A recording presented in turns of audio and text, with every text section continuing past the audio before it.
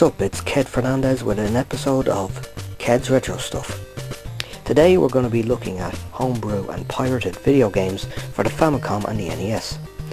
Back in the 90s, when most of the world had a taste of Nintendo with the NES, the Game Boy and the Super NES, there were other countries that didn't get the same treatment. Well, they did, but not officially.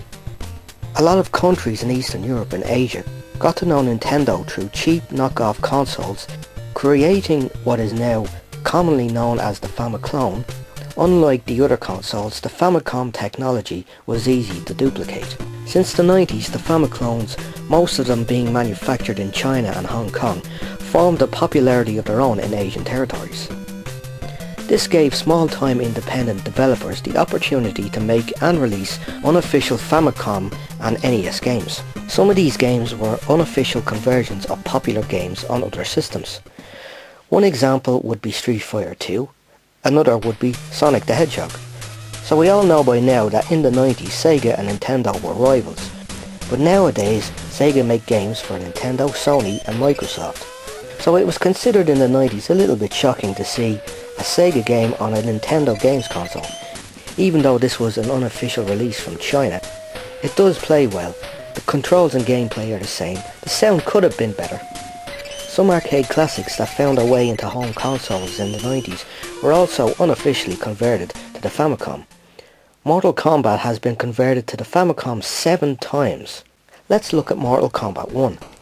It can be hard to convert a 16-bit game to an 8-bit format. However, it looks okay, what you'd expect from an 8-bit system.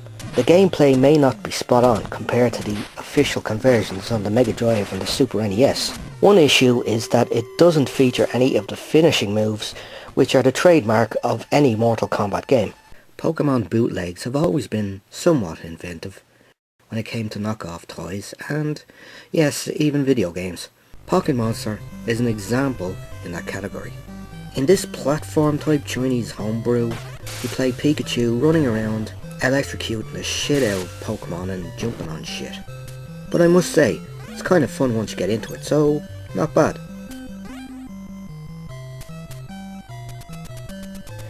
Next we have Contra 7, not an official release, but a Chinese hack that rips a lot of backgrounds from other games. This may look familiar to those who played Mighty Final Fight on the NES. It's like, hey, let's not make a game from scratch, let's just take a lot of sprites and backgrounds from other games and put them together, and brand it as an original video game. King of Fighters and the Fatal Fury series from SNK has always been popular. Since the arrival of Fatal Fury in 1991, first released in arcades, SNK's back catalogue of fighting games had been revived and converted from arcades to consoles to phones. In the early 2000s, a Chinese homebrew of King of Fighters was released. It may not hold a candle to the official SNK games, but you gotta give them credit for trying. It has most of the characters from the series. The sound is okay.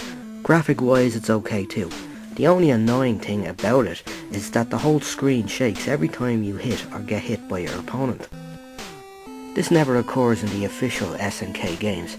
Even SNK's other series like Samurai Showdown got the Chinese Famicom treatment. This one's an improvement over King of Fighters, and like the official conversions on other consoles, it's a rather fair and playable port of Samurai Showdown.